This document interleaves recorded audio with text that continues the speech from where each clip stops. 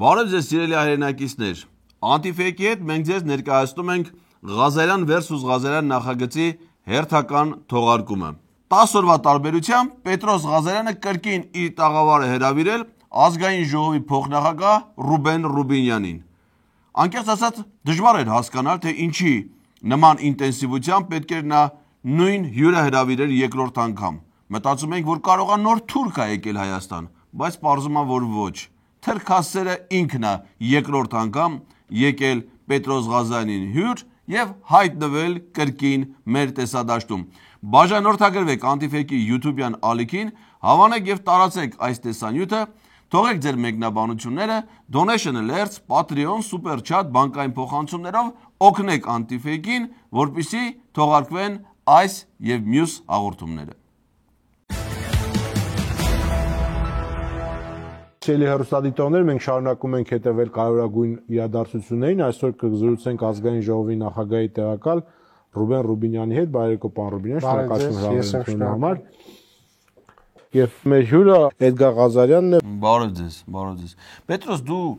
նկատել ես, որ բոլոր հաղորդումների սկզբում ասում ես. «Բարերեկո սիրելի հայրենակիցներ, մենք շարունակում ենք հետևել կարևորագույն իրադարձություններին»։ Ու մի անգամ էլ այդ նախադասությունը ուրիշ ձևով չես ներկայացրել։ Անգիրարած թութակի պես Իսկ որ դու կարևոր իրադարձություններին ես հետևում, ինչի՞ ես անկարևոր հյուրերի կանչում։ Կարևոր իրադարձությունների վաղ տեսել ես մարդ կարևոր հյուրեր կանչի։ Անկարևորներին կանչում ես, որպեսզի քննարկեք կարևոր իրադարձությունները։ Ռուբեն Ռուբինյանը ու կարևոր իրադարձություն։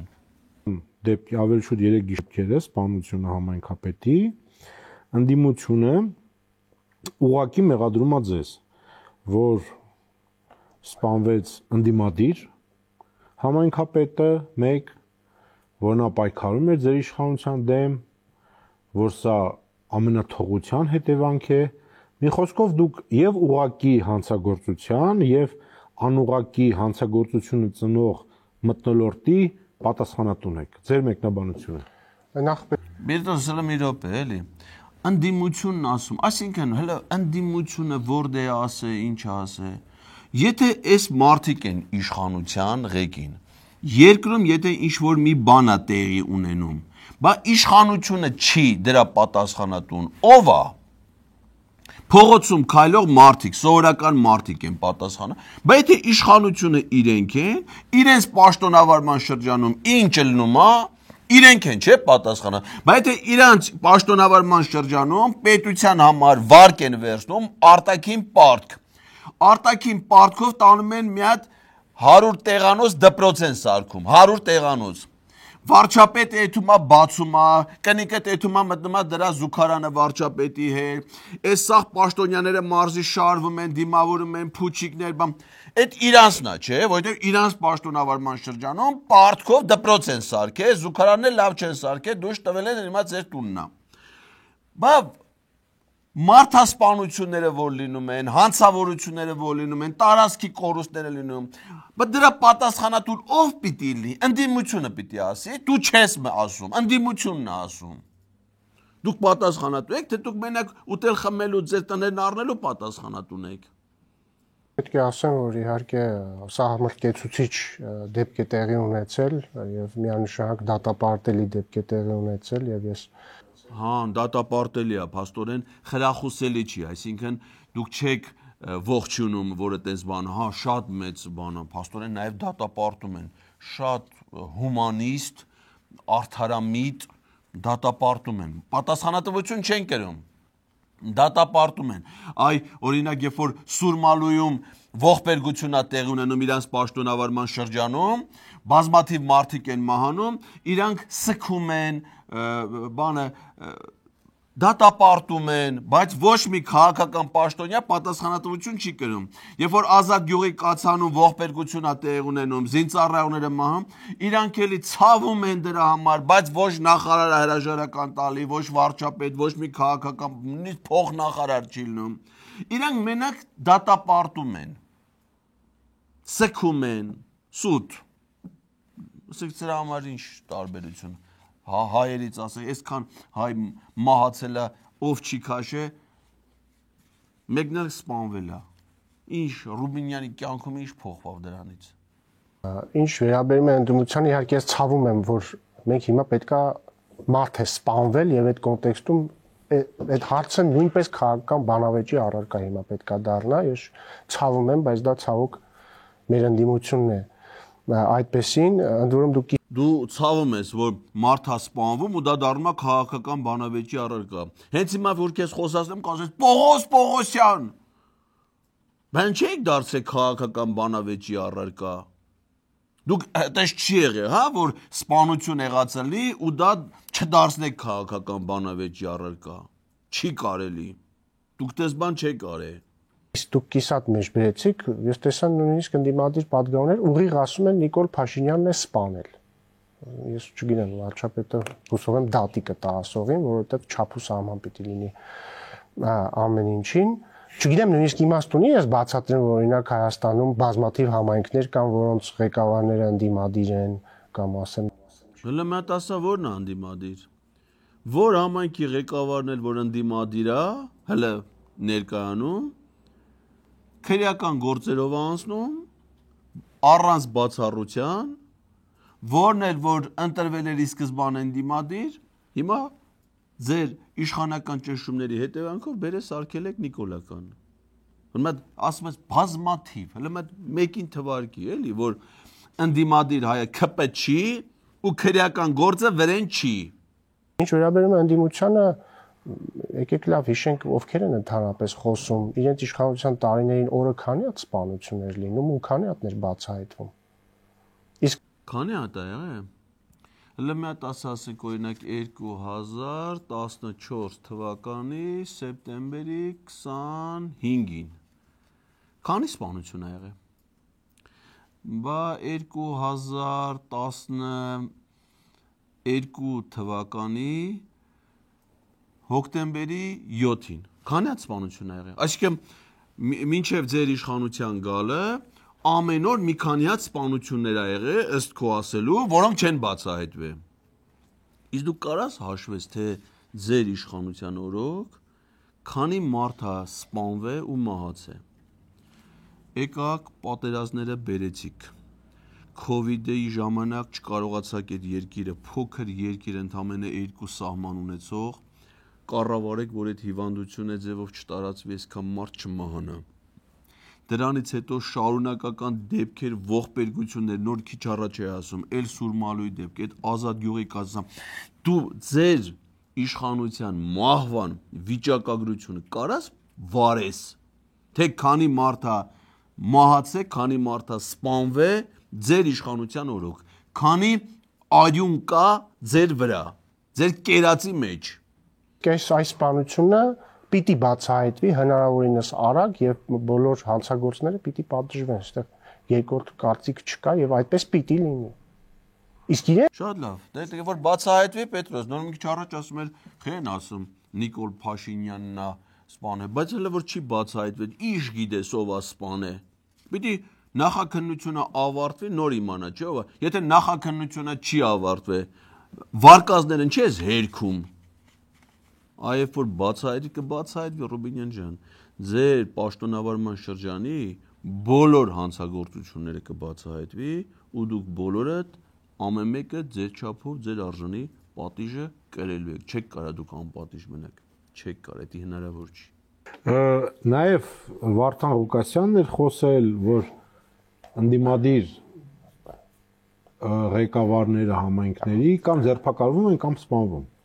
դե ոնց որ ձեռ առնի էլի մարդ։ Ինչի՞ մա։ Իսկն ինչի՞ է ձեռ առնում։ Ի՞նչն է, սխալ բան է ասում։ Ընդդիմադիր համայնքի ղեկավարեր մի քանի ամիս առաջ ԿՊ-ի տեխնացուին ջախջախիչ հաղթել է այդ համայնքում։ Դրանից առաջ 2021 թվին մասնակցել էր ամենաշատ թվով ձայներներ ստացել, չթողեցիք այդ մարդը իր ժողովրդի կամքը իրականություն դառնա, ինքը դառնա համայնքի ղեկավար, ստիպված եղավ մանդատը վայր դնի, հետո ձեր բերածը չկարողացավ դառնա համայնքի ղեկավար, գնացիք արտահերթ ընտրության, մարդը արդեն երկրորդ անգամ ջախջախից ձեզ հաղթեց, հիմա սպանված է։ Դրա սուտը ո՞րն է։ Մյուս համայնքի ղեկավարը նույն ինքը Վարդան Ղուկասյանը։ Քրեական շաբաթվա մի կեսը քաղաքապետարանում է, մի կեսը դատարանում։ Դրա սուտը ո՞րն է։ Մյուս համայնքի ղեկավարները, որ սա քրեական գործերով են անցնում, դրա սուտը ո՞րն է, ասեք ձեռ առնելը ո՞րն է, արա։ Դա չի էտի։ Մի հատ քպեյակը, ասեք օրինակ ձեր քաղաքապետ Գարիկը, Կոկորդիլոսը, հիմա անկախ դրանից թե իր քերին ինչ տենդերներ է շահում, ինքն դե ինչով է զբաղվում, քրեական գործ կա դրա վրա։ Մի հատ քպեյակը, ասեք Սասուն Միքայելյանի տղայի վրա քրեական գործ կա հիմա հարուցված։ Ձեռ առնելը էտա թե ձեր պաշտոնավարումն է։ Մասնախոս քանի հատ ընդդիմադիր համայնքի ղեկավարը ձերբակալվել։ Ինքը ձերբակալված է։ Տարբեր մարդիկ Գյումրիում ասում են, որ իր տեղը Բերդն է, ոչ թե քաղաքագլուխի պաշտոնը, բայց ինքը ինչի ձերբակալված չի, եթե ռեպրեսիաներ են մեր երկրում։ Սպանել Այդ գիտես, դա Գյումրիից չի ասել, այդ ասողը իջևանցի է, այդ ասողը գյումրեցի չի։ Իջևանցի է, որ հիմա վարչապետ է, որ ասում է, որ պետքա իր տեղը լինի Բերդում։ Ու ինքն էլ վարչապետ է, քաղաքական գործիչ է ու ասելու հետ միասին բազմաթիվ քրեական գործեր, արա դուք մենակ համայնքի ղեկավարների վրա չեք գործեր արություն, դուք տեխնացուների վրա եք գործեր արություն, որ հանկարծ համայնքի ղեկավար չդառնան, որ դառնում են, այն ժամանակ արդեն գործերի մի հատ նոր տրցակ է հայտնվում եւ ինքնաձիգ։ Իդեպ ով փորձեց։ Այդ առաջ է եղել։ Առաջ է, բայց փորձեցին։ Դրա համար թող այդ ժամանակվա իշխանությունների հետ խոսի, մասին խոսի։ Իդեպ ասեցիք Վարդան Ղուկասյան հիշեցի։ Այդ այն Վարդան Ղուկասյանն է, որ երեք հայտարարել էր, որ ով դեմ է, որ Հայաստանը միանա Ռուսաստանի հետ միութենական պետությանը, թրքահապատակ շան տղա է, այդ Վարդան Ղուկասյանն է, այդ Վարդան Ղուկասյանն է, կամ ոնց որ ինքը իրան անվանում է, այդ Վարդանիկն է։ Այստեղ ես մի քանի հարց ունեմ, էլի, եթե անցանք այս թեմային։ Այսինքն չի կարելի, որ մարդը մի հատ կարծիք ունենա, ու այդ կարծիքը քու կարծիքից տարբերվի։ Այդպես բան չի կարելի հիմա։ Եթե հանկարծ մեկը այդպես բան ասում, ուրեմն պիտի կամ քրեական գործ հարուցվի կամ սպանվի, հա։ Չի կարա։ Չհասկացա ասում է։ Այդ այն Վարդան Ղուկասյանն է, որը ոչ թե ասում է Հայաստանը պիտի Եվրոպական միության անդամ դառնա, չնայած Եվրոպական միությունը չի ուզում, այլ ուզում է, որ ուրիշ միության անդամ դա։ Այդ Վարդանն է։ Այն քաղաքական ուժերը, որոնք Վարդան Ղուկասյանին աջակցել են, որպեսզի ինքը դառնա Գյումրու քաղաքապետ։ Հիշեցնեմ, Վարդան Ղուկասյանը չէր հավաքել Գյումրու բնակիչների մեծամասնության քվեն, այսինքն կոալիցիայի արդյունք է ինքը։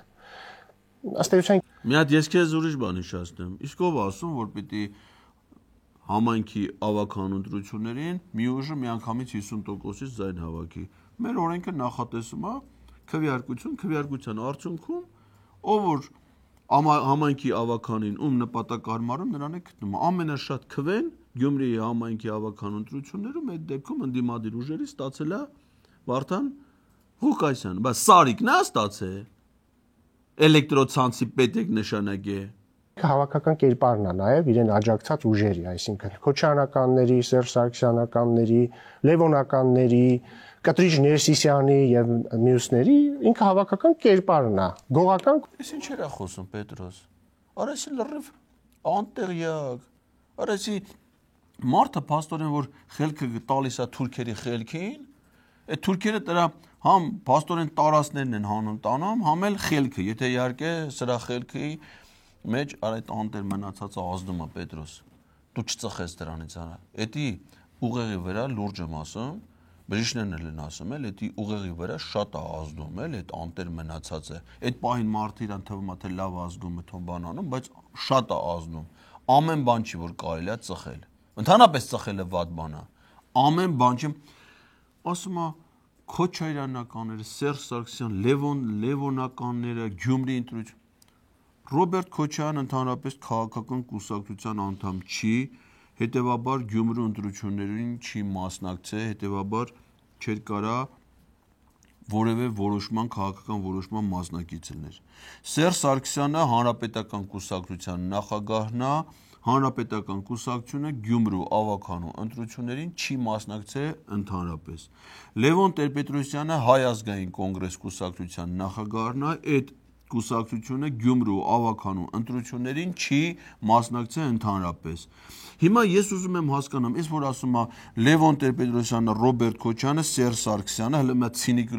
այլանդակություններ էլա դուրս տալի, Վեհապարեն Ավազանի անունով դիմելու, դրանք ընդհանրապես չեմ անում։ Ասեք, ում նկատ։ Սրանց բանում այս մթագնած ուղեղների մեջ, ուրեմն եթե մի մարդ նիկոլական չի, զոմբի չի, ուրեմն մի կատեգորիայի մեջ է, չի կարա առանձին անկախ դրանից այդ մարդիկ իրար հետ ինչ հարաբերություններ են ունեցել, հիմա ինչ հարաբերություններ ունեն, քաղաքական կուսակցություն, այդպես բան սրանց գլխում չկա։ Հայ ու թուրք, էլի, այսինքն կամ դու հայ ես, կամ թուրք ես, եթե թուրք ես, ուրեմն նիկոլական ես, եթե նիկոլական չես, թուրք ես, ուրեմն սաղդ էլ հայ եք։ Սաղդ մի ու կապ չունի այդ հայերով ինչ կուսակցություններ եք, անհատներ եք, կապ չունի այո, արդեն հայ եք, թշնամի։ Էսի սրանց բանաձևն է, հասկացա՞ չէ, Պետրոս։ Դե 20 անգամ ասեմ։ Դա այդ իմ մատնանշած ուժերը։ Ես կարծում եմ, որ լավ առիթ է, որ հստակ մի հատ իրենց դիրքորոշումը հայտնեն։ Իրենց Հովանավորյալը հստակ ասել է, որ ինքը կարծում է, որ ով որ համաձայն չի, որ Հայաստանը պետք է միութենական պետության մաս դառնա, թուրքահապատակ շան տղա է։ Հիմա իրանք պետք է պատասխանեն հետևյալ հարցին։ Իրանք թուրքահապատակ շան տղա են, թե Հայաստանի անկախությունը մատաղ անել պատրաստվող անարժաններ։ Լսի, հիմա սպասի, հիմա ես քեզ կասեմ։ Նախ ով ասում, որ Վարդան Ղուկասյանի տեսակետներին պիտի Հայաստանի քաղաքական դաշտի մնացած բոլոր գործիչները մեկնաբանեն։ Այն մյուս գործիչները, որ հայտարարություն են անում, Վարդան Ղուկասյանը մեկնաբանում է, Վարդան Ղուկասյանը ինքը համայնքի ղեկավարը, քաղաքական պաշտոնյա, ինքը իր հայտարարությունները արել է։ Հիմա ինքը իր հայտարարությունները անելուց դու լսել ես,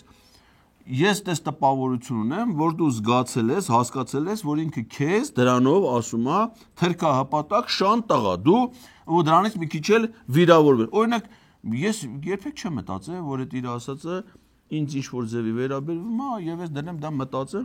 ոչ մեկ էլ ինձ թվում է, դաժե կարող ասկի Պետրոսն էլ չի մտածել, որ Վարդան Ղուկասյանը դա ասելով նկատի ունի, որ Պետրոսը թրքահպատակ շան տղա է։ Չեմ կարծում, որ Պետրոսը դες բան մտածած կլինի։ Ինձ թվում է մենակ դու ես տենց մտածել ու մի քանի հոգի։ Հիմա ասենք թե եթե դու քո ներսից քեզ թրքահպատակ շան տղա չզգաս, ինչի՞ պիտի մտածես, որ դա քեզ վերաբերվում է, ու դες ծանր տանես։ Հիմա ասենք թե Սերդար Քլեչը չլեր, այդ հայ-թուրքական գործընթացում քո մասնակցությունը չլներ, այդ չգիտեմ ինչ-որ տղայի քո ինչ-որ մի տղայի ելնելու հանգամանքը չլներ։ Ասենք դու ինչի՞ պիտի մտածեիր, որ եթե մեկ ասում է թրքահպատակ շան տղա, դա հես քեզ նկատի ունի։ Դու մտածում ես, որ քեզ ասե, անարդարա, գնա դու քո հարցերը Վարդան Ղուկասյանի հետ լուծի։ Պետրոսը դրա հետ ինչ կապ ունի, կամ մյուսներն ինչ կապ ունեն։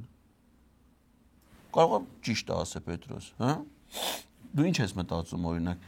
այս մարդը ունենց ձգում է թրքահպատակ շան տղա տիտղոսին, թե չէ։ Թե հələ process-ի մեջ է։ Այս հարցը, այս դիլեման, այս երկընտրանքը միայն իրանց է ուղղված, որտեղ մյուս ուժերը, մյուս բոլոր ուժերը, որոնք չեն աջակցել Վարդան Ղուկասյանին, այս դիլեմայից դուրս են։ Եվ մյուս բոլոր ուժերը մեր գլխավորությամբ ցույց կտան իրանց Վարդան Ղուկասյանին, իր տերերին, թե ով է շունը, ովում շունն է։ Ինչ ես կարծում, Պետրոս։ Սերդար Քլեչը, Պետրոս, դու լսել ես, դա շուն ունի, թե չէ։ Շուն պահում է։ Իսկ ելնում է, որ ասենք թե մարդը մի տեղ ապրի, մի ուրիշ տեղ շուն պահի։ Ասենք իր շունը իր մոտ չլինի, ենթադրենք մի հատ ուրիշ երկ, ինքը ենթադրենք Թուրքիայում ապրի, Հայաստանում շուն պահի, դες բան կարա լինի։ Դժվար չէ, դե շունը պիտի կերակրես, բան անես, եթե դու չես պահում, էլ ոնց է լավ քո շունը։ Խառնվում է այս պատմությունը, Պետրոս, չգիտեմ։ Պետք լինի այդ շանը մի հատ էլ դժկար կհագցնեն, որ քիչ հաճա։ Այդ լավ գաղափար է։ Դա լավ գաղափար։ Դու ունես դե բան դնչկալ, Պետրոս։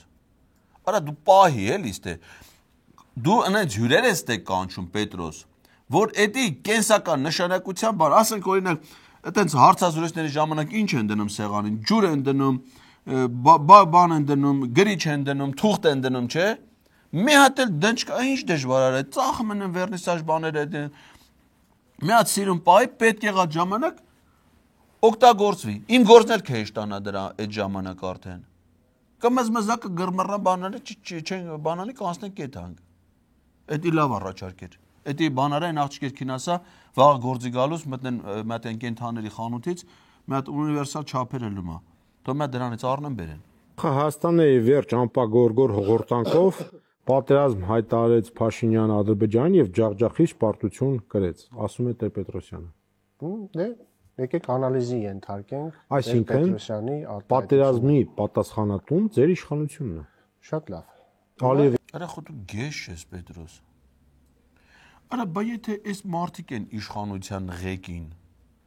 իրանց պաշտոնավարման շրջանում եղելա պատերազմ։ Դրա պատասխանատուն ով պիտի լինի։ Կարեն Դեմիրճյանը, թե Ալեքսանդր Միասնիկյանը, թե կարող է Տիգրան Մեծը լինի կամ Պապ Թագավորը։ Արա բա եթե իրանք են իշխանության ղեկին, ասում ես ձեր պաշտոնավարման շրջանում ձեզ հաղթած ընդդիմադիր համայնքի ղեկավարը գնդակահարվել է, ընդդիմությունն ասում է, որ դուք եք դրա պատասխանատուն։ Ձեր պաշտոնավարման շրջանում երկրում պատերազմ ա եղել, Լևոն Տեր-Պետրոսյանն ասում է, որ դուք եք դրա պատասխանատուն։ Բա ով է դրա պատասխանատուն։ Ով, ասենք քո ուղեղում անցած անգամ ասին, չէ, որ հələ դեռ երկու կենթանի բջիջ առնվազն մնացել է, մի հատ էգ, մի հատ որց։ Հիմա դրանք, որ իրար հետ քննարկում են, ինչ են ասում, որ բացի իրանցից ուրիշ ով կարա լինի իրանց պաշտոնավարման շրջանի պատասխանատուն։ Ով է պատասխանատուն։ Լևոն Տեր-Պետրոսյանն է մեղավոր, որ ձեր պաշտոնավարման շրջանում իր հրաժարականից 25 տարի հետո պատերազմ ա եղել, հա? Լևոն Տեր-Պետրոսյանն է մեղավոր։ Հիմա եկեք անալիզի ենթարկենք Տեր-Պետրոսյանի հայտարարությունը, ընդ որում ինձ թվում է այստեղ կրկին Լևոն Տեր-Պետրոսյանը էլի հավաքական կերպար է, ինքը նախկին 3 նախագահների հավաքական կերպարն է, որտեղ վերջ տարիներին իրենց խոսույթը միմյանցից առանձնապես չի տարբերվում, 3-ն էլ Հայաստանին մեղադրել են Ադրբեջանի դեմ պատերազմ սկսելու, հրահրելու կամ հայտարարելու մեջ։ Արես ինչ է խոսում Պետրոս։ Արեն դնչկալ է իր ասում, ինչ է իր ասում, չկա մոտդ։ Արա հանի կապ ենք արա, այս ինչ էր խոսում։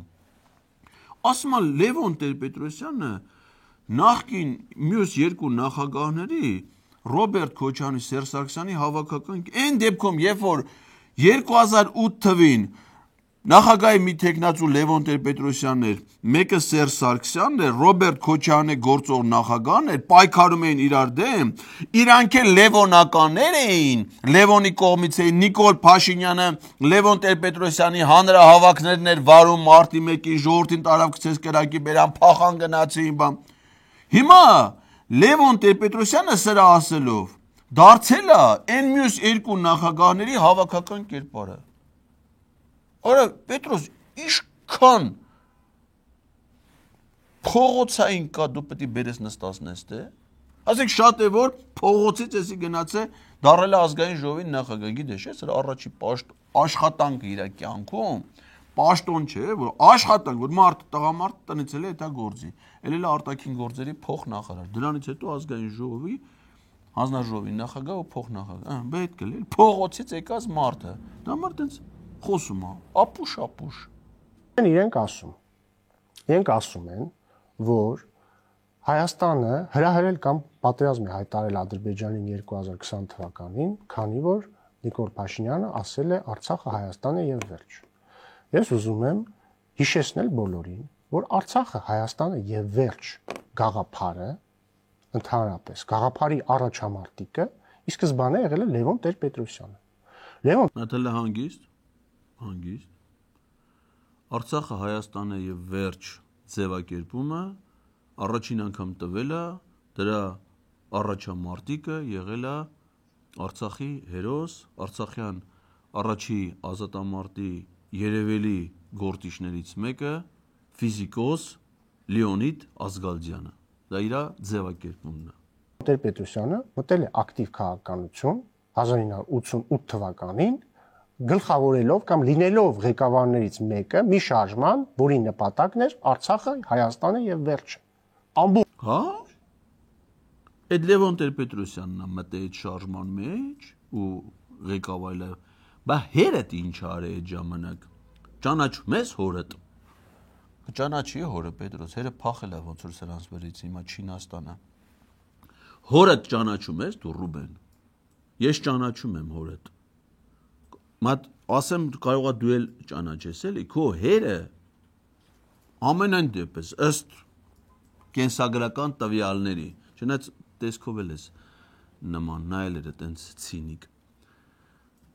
Կարապետ Ռուբինյանն է։ Կարապետ Ռուբինյանը դու ծնվել ես 90 թվականին, չէ՞, չծնվեիր լավ էր։ 91-99 թվականներին անընդմեջ ընտրվել է հայոց համազգային շարժման վարչության անդամ։ Էդի ՀՀՇ-ն է։ Այսինքն այդ ՀՀՇ-ի մեջ երկու կատեգորիայի մարդիկ կային։ Դրանցից մի մասը կոչվում էին ՀՀՇ-ներ։ Մի մասը կոչվում էին ՀՀՇ-ականներ,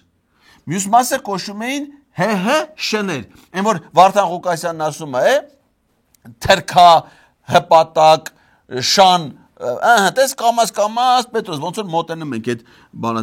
Քու հեր եղել է այդ ՀՀՇ-ներից, այդ ՀՀՇ-ի վարչության անդամ 91-ից դու հələ 9 տարեկան ես, արդեն մեջ տղա դպրոց ես գնացել բան։ Քո հերը հələ ՀՀՇ-ներից է եղել։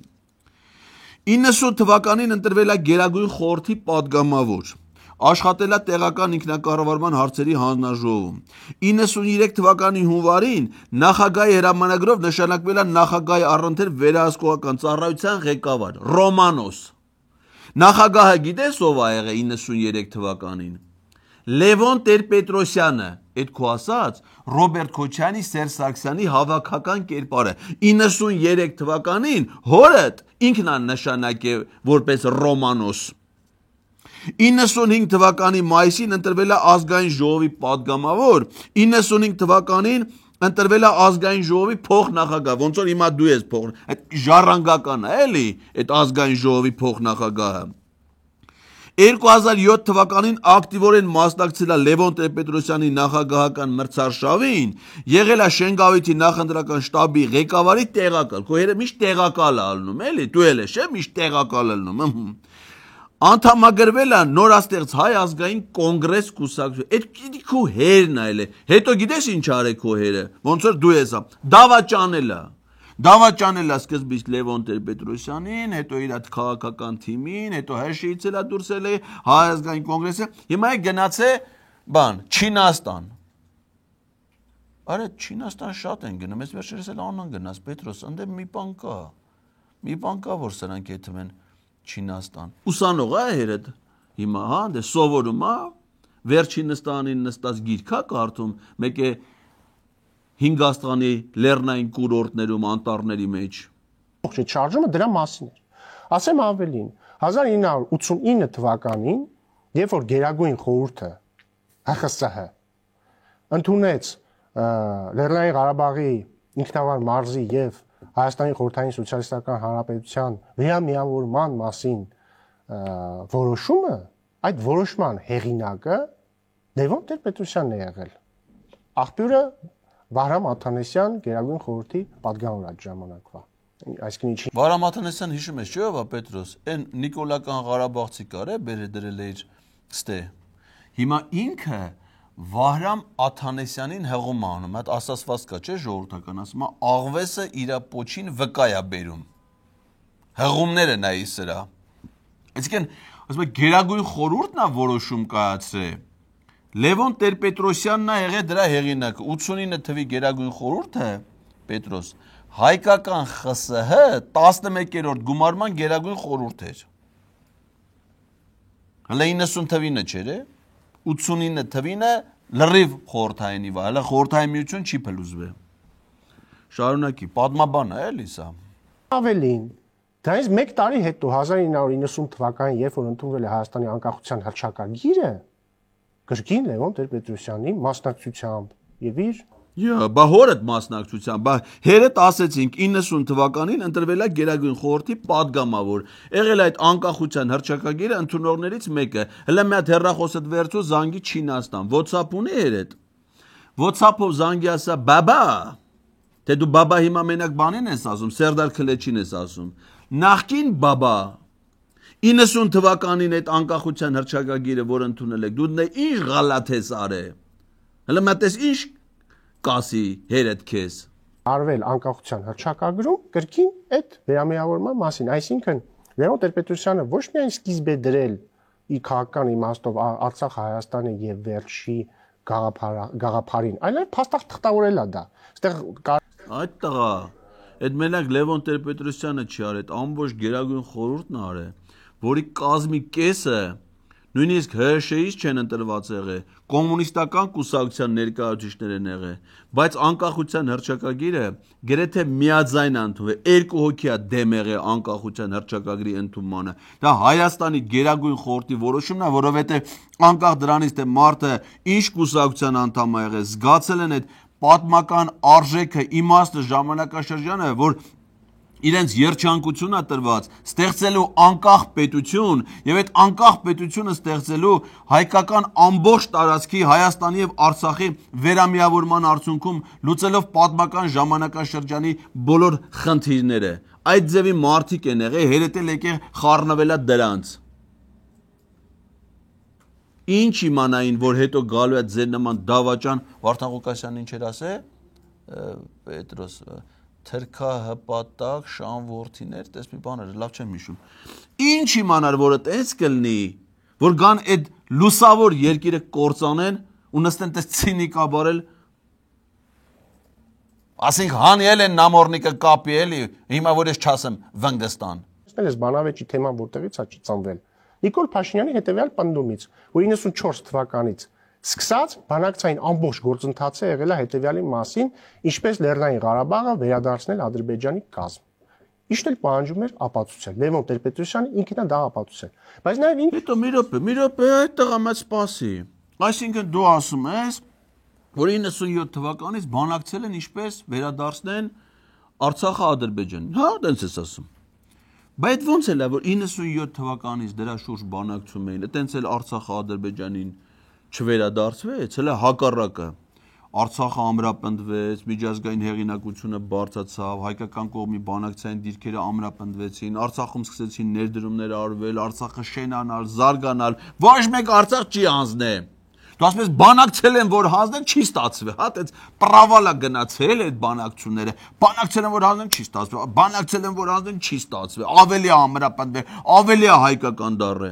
Ինչ երբ որ 2018 թվին եղավ ադրբեջանա-թուրքական հեղափոխություն դուք եկաք, հայտարարեցիք, որ այն ինչ որ մինչև հիմա բանակցվել է, դուք դրա հետ գործ չունեք, որովհետև այդ բանակցությունները փաստորեն լավ չի եղել, Արցախը մնացել է հայկական, դուք սկսում եք ձեր զրոյական կետից, ելն չես ասում, արա ինչա բանակցվել, դուք զրոյականից եք, չէ՞ սկսել։ Ձեր զրոյական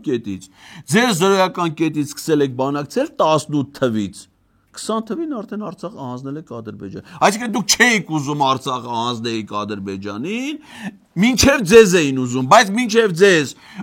չստացվեց այդ հանձնելը, հենց դուք եկաք տես չուզելով տվիք։ Պետրոս, այս ամեն ինչի պատիժը ինչ է հալելու, օրինակ դու ինչ ես մտածում, էլ ասենք, ինչ կարա լինի այս ցինիզմի Այս խայտարակության պատիժը ինչ կա։ Հա քրեական օրես գրքում չկա, գերաս գիտես, չէ՞։ Որովհետև այտենց հանցագործ չէ լը պատմության մեջ, էլի որ դնեն գրեն։ Ասեն սրանց ոնց պատժենք։ Բայց դե պիտի գրենք, մի բան անենք, կամ է գրածով տենանք ինչ հնարավոր առնչություններ կա, դրանցով պետք է հեսես թողենք մնան ազատության մեջ, առանց նամորնիկ, առանց բան, առանց հեր։ Ինքը նաև շարունակում է, որ Գլխովին հայաթափվեց Արցախը 5000 պայծառ երիտասարդներ, 10000-ից ավելի զինվորներ հաշմանդամ դարձնել։ Շատ լավ, եկեք նախ թվային բանին անդառնանք, էլի սա էլ է։ Արա այ անդաստիրակ, թող գոնե հարցը տարա։ Հələ հարցը չի վերջացրել։ Դու արդեն Պետրոս նախորդ հարցից վրա 10 րոպե խոսել, այտենց հյուր, այտենց հարցազրույց քո կյանքով։ Արա անդիմադիր գործի չա գալի, չես թողնում մի նախադասություն վերջացնել։ Հարցը տալիս ես, մարդ այս նախադասությունը ուզում է խոսի, դու ընդհատում 10 րոպե դու ձեն չես անել, էսի դուսա տվե։ Հիմա էլ արա Չիտորմսկի հարց տաս։ Սենց անդաստիրակ դու այսքան հյուրեր ես ունեցե։ Եղելա թե չէ։ Դաժեն Վիլեն Գաբրիելյանը իրան ավելի նորմալ էր պահում, քան էսի։ Կայում մարդու, ինչ ասեմ, մարդու նպատակների մասին։ Օրինակ ես հատուկ, երբ որ խոսեցի 90-ականների պատերազմի մասին, ասեցի հազարավոր զոհեր թիվ չասեցի, որովհետև ինչ մեղք թաքցնեմ, այսօր փորձել եմ ստուգել 90-ականներին քանի զոհ ենք մենք ունեցել առաջին Ղարաբաղյան պատերազմում, կան ինչ-որ բաց աղբյուրներում թվեր մոտավոր։ Փորձեցի պետական համակարգում ճշտել, պարզվեց ոչ մի բան, ռեգիստր չկա։ Չկա հստակ թիվ, թե քանի զոհ ենք մենք ունեցել, այսինքն պարզավոր հազարավոր, բայց հստակ թիվ չկա։ Այսինքն դու բան ես արել, հարցում ես ուղարկե պաշտպանության նախարարություն, ու քեզ չեն կարողացել հստակ թիվ ասել, թե Արցախյան պատերազմների ընթացքում ինչքան մարդ է զոհվել, հա, դու հարցում ես արել ու Պապիկյանը չի կարող այդ հարցին պատասխանի։ Բանայում ոչ մեկ դա չգիտի։ Բայց օրինակ Լեոն Տեր-Պետրոսյանը եւ իր հոգեզավակները, սա կիրառելի է եւ Սերժ Սարգսյանի դեպքում եւ Ռոբերտ Քոչարյանի դեպքում։ Իրանք խնդիր չունեն, օրինակ, չնայած հրապարակված կա պաշտոնական թիվ 44 օրյա պատերազմի զոհերին 3986, եթե չեմ սխալվում։ Լսեն այ Պետրոս, ասում է առաջի պատերազմի զոհերի թիվ չկա, հիմա ես ճշտել եմ, հեսա ասեմ 3900 չգիտի, ճշտել է ու չգիտի, ու ասում է մի հատ թիվ, որը մինչև հիմա հրապարակված, պաշտոնապես հրապարակված 7 թվերից ոչ մեկին չի բռնում։ Դե իրանց համար ինչ զոհելի, հայա զոհվեն էլ զինվորական, կամավորական իր հայրենիքը պաշտպանելուց։ Պլյուս մինուս 50 էլի, ասեք մի 50-յան, 50 հայ, էլի ինչ-որ 50 հայ երիտասարդ, 50 ընտանիքի ճերա, Էսյանեյանը, ասեք, կարևորը իրանք կան, են Արթուր Հովանեսյան ասում է դրանք զոհվել են, որպեսզի մենք ապրենք ու երջանիկ ապրենք, տներ առնեն, շրջագայեն, փողերը ստանան, ցինիկությունը, իրանց համար են զոհվել։ Դե հիմա այդ զոհվողներն էլ մի 50-յան ինչ։ Նստի ուղեղը մեծ ծանրաբեռնի հիշի թե ինչքան զոհա եղե։ Պատում է ինչ։ Եթե սխալվեցի, բայց մոտ այդ թիվը։ Բայց չի։ Ոչինչ, այ Ռուբեն ջան, նորմալ է այդ ցավը տանեմ խոդում, մենակ դու չես, որ այդ հարցում սխալվում ես։ Նորմալ է։ Բայց ընդհանրապես խնդիր չունեն, հազարով ավելացնեն զոհերի թիվը։ Այսինքն իրանց հետաքրքրում ասել ավելի մեծ թիվ, որ ազդեցիկ հնչի։ 1000 Հիմա 50 պլյուս մինուս 50 չելի Պետրոսյան, դու պլյուս մինուս 1000 էլի։ 1000 էսեն 1000 էանի։ Այ քեզ բան։ Ո՞վ է դրա պատասխանը տվել, որ մտածեն են։ Իսկոմ 1000 են կողմ։ Իհարկե, իսկոմ որ ավելի ազդեցիկ հնչի։ Կամ ասում 10000 հաշմանդամ, հասկանում եք։ 10000 հաշմանդամ։ Իրական հաշմանդամների թիվը, հաշմանդամություն ձեռք բերած անձանց թիվը պատերազմի 44 օրյա։ Գիտեք ինչքան է։ 900 ու մի քիչ կրկին ներողություն, որ կոնկրետ թիվը չեմ հիշում։ Բայց սա 900 մի քիչ։ Ասել հաշմանդամ էլի։ Հիմա ոտը կտրվել, մի քիչ ոտը կտրվել է էլի, հիմա Պետրոս։ Մեկին էլ մի քիչ ձեռը կտրվել է։ Կամ ասենք այն մի քիչ մեկը նյարդային համակարգի խանգարումներ է ստացել, ասենք մեկը մի քիչ չի կարում քայլի, մի քիչ բաներ են էլի։ Ինքը փաստո, ինքը կարևորը, ողջ, առողջ, ամեն ինչը տեղը, այն մի հատ քպեականի քթից արուն չի եկես պատերազմի ժամանակ։ Մի հատ պաշտ ջոկատներ էին ստեղծել, չէ՞, մարզպետները հրամանատարներ են, համայնքի ղեկավար ջոկատի հրամանատարներ են, այն Սմայլիկներ էր հրամանատար, չէ, Սմայլիկի պապան։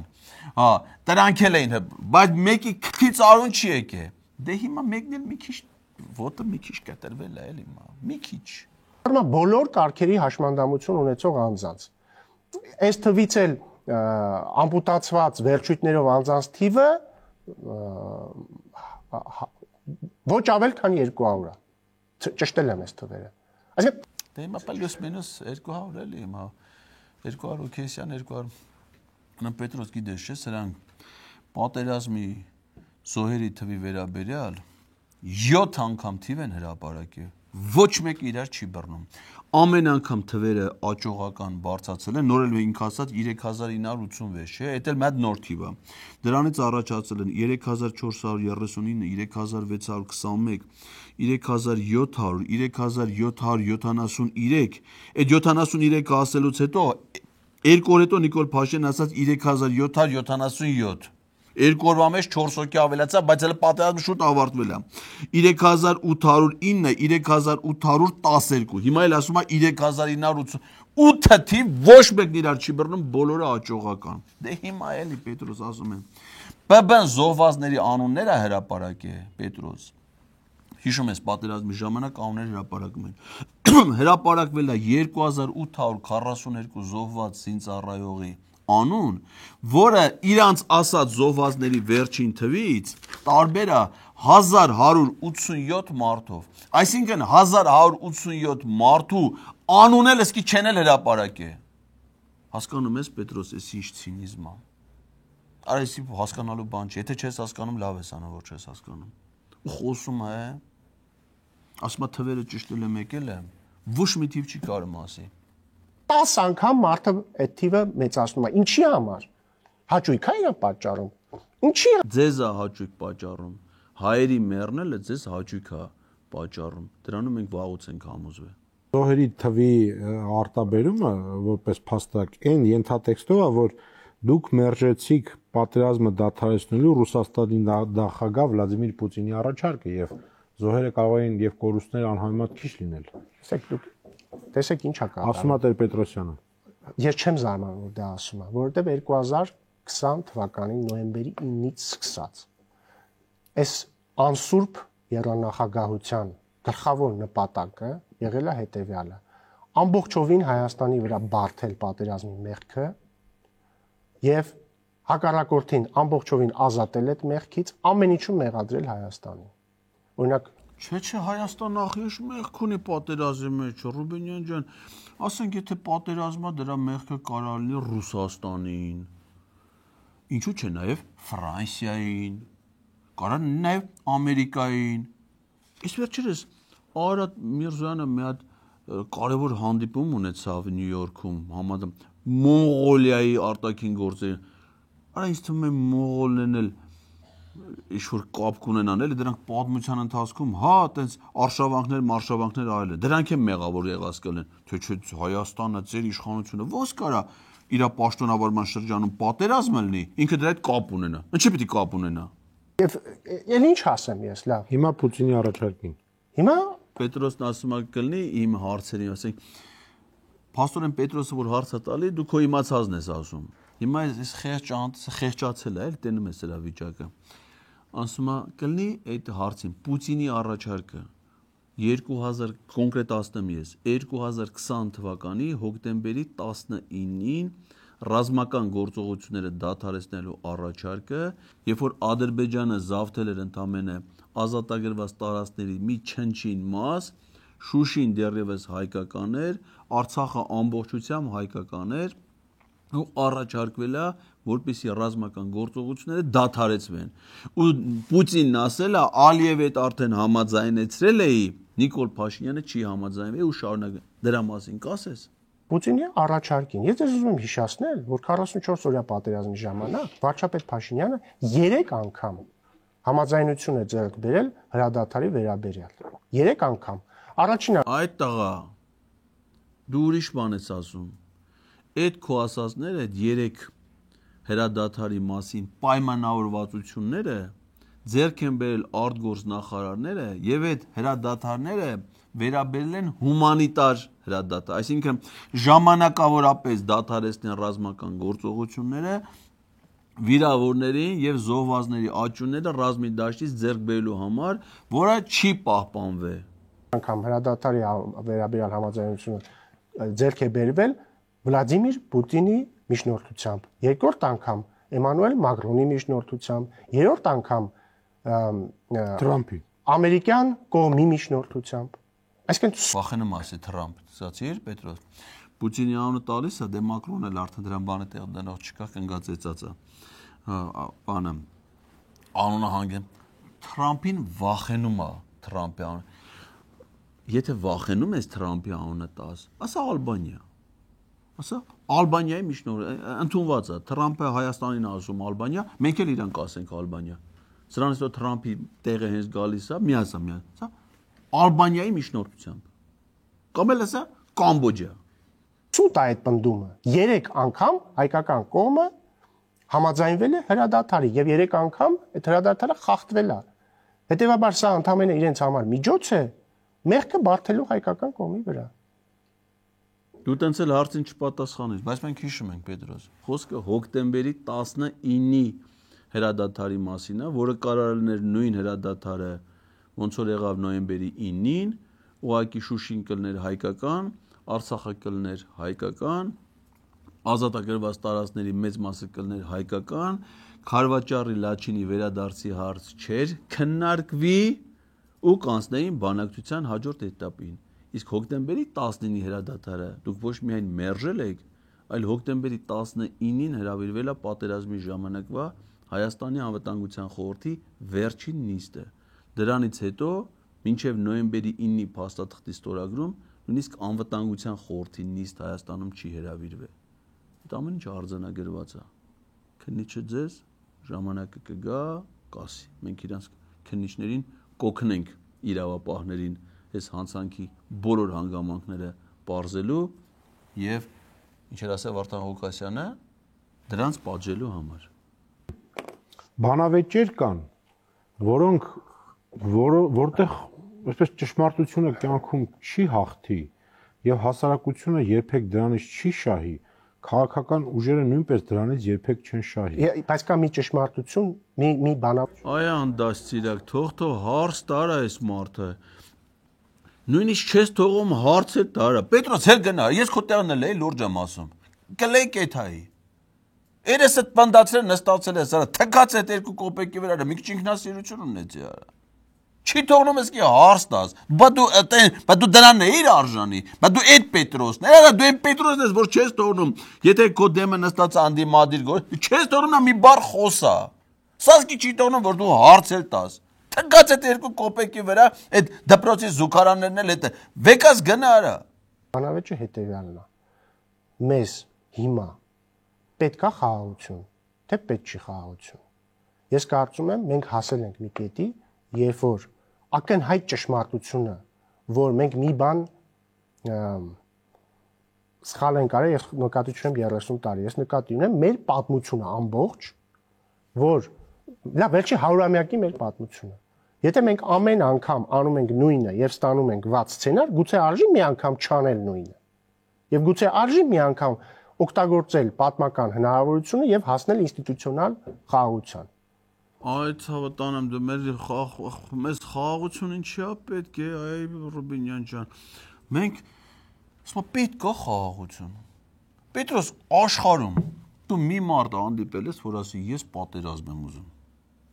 Որ ասի ես հիմա այս երկրում ապրում եմ, ուզում եմ որ այս երկրում պատերազմ լինի։ Այտենց մարդու դու քո կյանքում ես չեմ հանդիպել։ Սրանք եկել են մենք մեր համար խաղաղ հանգիստ մեր երկրում ապրում են։ Եկել են պատերազմը գցել են մեր երկիր։ 20 թվականի հուլիսին մի պատերազմ Տավուշում, 20 թվականին պատերազմ Արցախում, 21 թվականին պատերազմ Գեղարքունիքում, 21 թվականին պատերազմ Սյունիքում, 22 թվականին պատերազմ Ջերմուկում, 23 թվականին պատերազմ Արցախում։ Պատերազմները բերել լցել են մեր գլխին, այս ժողովրդին տարեք կոտորել են, այսքի թվերը չեն ուզում հիշեն, դե անունները ընդհանրապես չեն հրապարակում։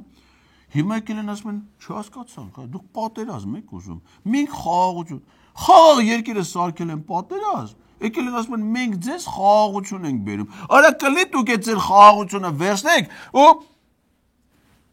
կնաս ասենք դու Սերդար Քլեչի մոտ Թուրքիա, Չինաստանի հերետ քեզի հաստատ չի ընդունի արդեն։ Բռնացնելու է։ Բռնացու։ Արա մի բռնացու, թող փախնի։ Ասում է Բագրատյանը։ Եվ հիմա ապացույց։ Եթե այդ ճանապարհը Հայաստանի միջով է, չէ, Հայաստանի մասին է։ Ինչու այնտեղ կա Ադրբեջանի ստորագրությունը։ Ինչ կապ ունի Ադրբեջանը այդ ճանապարհի հետ։ Բայց սև ու սպիտակին գրած է, որ Հայաստանն ու ԱՄՆ-ն միասին, Հայաստանն ու ԱՄՆ-ն Հայաստանն ու ԱՄՆ-ն տակ կա Ալիևի ստորագրությունը։ Հասկացանք, ասում եմ Հայաստանն ու ԱՄՆ-ն միասին կաշխատեն TRIP ծրագրի վրա Հայաստանի տարածքում։ Ես ուզում եմ հիշեցնել, որ եթե տրամաբանությունը դա է, Ադրբեջանի ստորագրությունը կա հետևյալ տողերի տակ. Հայաստանի տարածքում գտնվող TRIP նախագիծը։ Սև ու սպիտակ որ ասում է, հեսա չէ Պետրոս, էսի սպիտակն է, սևով է սպիտակի վրա գրված է։ Կլի կարդանք։ Ուշադիր լսի, յեդը։ Հայաստանի Հանրապետությունն աշխատելու է Ամերիկայի Միացյալ Նահանգների եւ փոխադարձաբար համաձայնեցված երրորդ կողմերի հետ, դա ոնց որ դու չասիր, բայց դա գրած է։ Այդ քո կարծիքով փոխադարձաբար համաձայնեցված երրորդ կողմը, դա հենց այն կողմը չի, որ ստորագրել է այդ փաստաթղթի տակ։ Ադրբեջանը չի, այսինքն Ադրբեջանի հետ չէ պիտի համաձայնեցվի ԱՄՆ-ի եւ Հայաստանի ձեռք բերված պայմանները։ Թե Պետրոս կարող է մտածում ես Մոնղոլիան է, մտածում ես որ Արադ Միրզյանը Նյու Յորքում որ Մոնղոլիայի, բայց ընդ ինքը Օմանի արտգործնախարարի հետ էլ է, կարող է Օմանը լինի, իսկ թվում է все-таки սա Ադրբեջանն է։ Համաձայնեցված երրորդ կողմի հետ Հայաստանի տարածքում Թրամփի ուղի հանուն միջազգային խաղաղության եւ բարգավաճման հաղորդակցության ծրագրի իրականացման շրջանակը սահմանելու նպատակով։ Այսինքն Հայաստանի տարածքում նույնիսկ Հայաստանը Միացյալ Նահանգների հետ չի կարող համագործակցի առանց Ադրբեջանի հետ համաձայնեցման։ Ու այդ փաստաթղթի տակ դրած է Ադրբեջանի նախագահի ստորագրությունը։ Ասեք օրինակ, որ ասում են փոխադարձություն, սուվերենություն, ինքնիշխանություն։ Ասա մի հատ թուղթ կարաս ցույց տաս Ռուբինյան, որ վերաբերի Ադրբեջանի տարածքում Ադրբեջանի ու մի հատ ուրիշ երկրի համագործակցությանը, դրա տակ դրած լինի Նիկոլ Փաշինյանի ստորագրությունը, ու հետ էլ իր հետ համաձայնեցված լինի։ Կարա լիտես բան Պետրոս։ Չկա ու չի կարա լինի, չէ՞։ Որովհետև էսի Թրամփի ուղի կոչվածը ամենը մեղրին հանձնելն է Ադրբեջանին։ Բագրատյանն ինչ էր ասել։ Ասում է Բագրատյանը։ Եվ հիմա Աբրես։ Իշ Բագրատյանին մեջ բերելուց մի քիչ չգիտեմ, արժի որ մեջ բերել։ Շնորհակալություն։ Դե եթե չեք ուզում Բագրատյանի մեջ բերենք, խելոք մարդ դուք չեք սիրում։ Բեր Նիկոլին մեջ բերենք։ Կլինի Պետրոս ջան։ Մեջ բերվում է Նիկոլ Փաշինյանի խոսքից մի հատված, որը հնչեցվել է սեպտեմբերի 27-ին Հայաստանում ռազմական դրություն հայտարարելու ազգային ժողովի նիստի ժամանակ։ Ուշադրություն, մեջ ուզում եք կանգնեք։ Ես նստած ուզում եք կանգնեք։ Ստեփան Գրիգորյանն ասում է, ոտքի վրա այդ հանի։ Դավայ, մտ կանգնեք, Նիկոլա մեջ բերվում։ Մենք պարտավոր ենք հաղթել, եւ դրա համար կա միայն ու միայն մի նախապայման, որ մենք ինքներս մեզ խոստանանք, որ ոչ մի միլիմետր չենք նահանջի մեր պատմության, մեր ժողովրդի, մեր Արցախի, մեր ապագայի եւ մեր անցյալի, մեր ինքնության եւ մեր արժեքների պաշտպանության դիրքերից։ Կեցցե Արցախի հանրապետությունը, կեցցե Հայաստանի հանրապետությունը, կեցցե հայոց սփյուռքը։ Մեջբերման ավարտը։ Լավ էր։ Այրեն ասել մարդ էր, արա բա սա չլեր մեր վարչապետը, բա սա չլեր մեր վարչապետը, գոնե պատերազմի ժամանակ էլի, ինչ կորցրինք էլի մենք, ես իմ սրիկ եկավ, մեզ ռաստ եկավ, շարլատան։ Ես փիլիսոփայական հարցով ավարտում ենք։ Տխուր ես կասեմ, շնորհակալ եմ։ Մենք